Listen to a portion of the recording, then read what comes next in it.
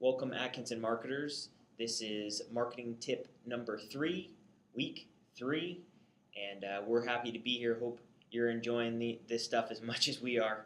We're going to talk a little bit about Twitter today. It's been in the news a lot. They've had a lot of changes going on.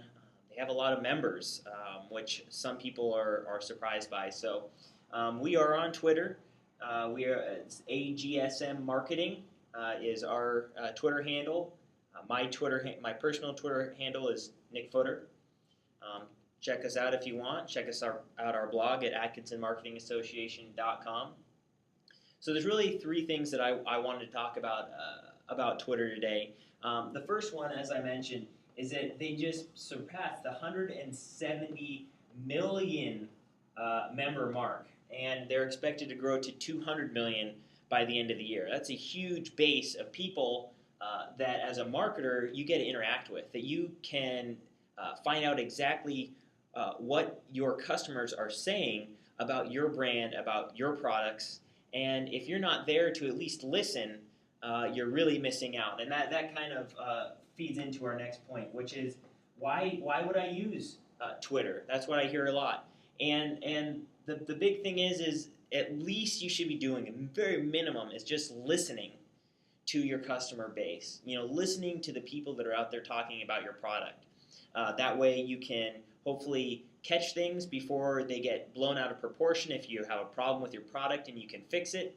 If there are brand advocates out there that you can highlight those people and you can allow them to do your advertising for you. That's a big thing. But you have to be listening. You have to be on Twitter, be using some of the tools to be able to do that.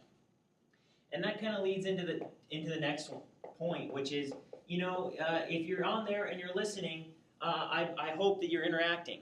And what I mean by that is I hope that as a business, as a brand, as a person, you're out there and you're talking to your customers. You're out there and you're gathering information. And as marketers, there is a huge amount of data out there that we can capture and use to our advantage, and also to use to better our products, to hopefully better hit consumer wants and demands, and really help our bottom line too.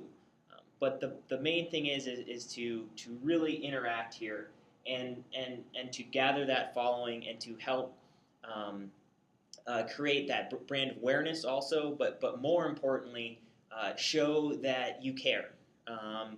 Comcast does a great job at this. There are tons and tons of companies out there that are doing a great job. This is marketing tip number 3. Again, I really hope that if you're not on Twitter, you check it out. You start listening and interacting. I know for me personally, it's helped me get an internship. It's helped me to interact with people that I previously wouldn't have been able to on the East Coast, that are marketers that I really find very interesting and have learned a lot from. And also it allows me to connect with the brands that I really love and care about, and I get to see what they're doing. So from a personal standpoint, I use it. I feel it's a great tool, and I hope you will too.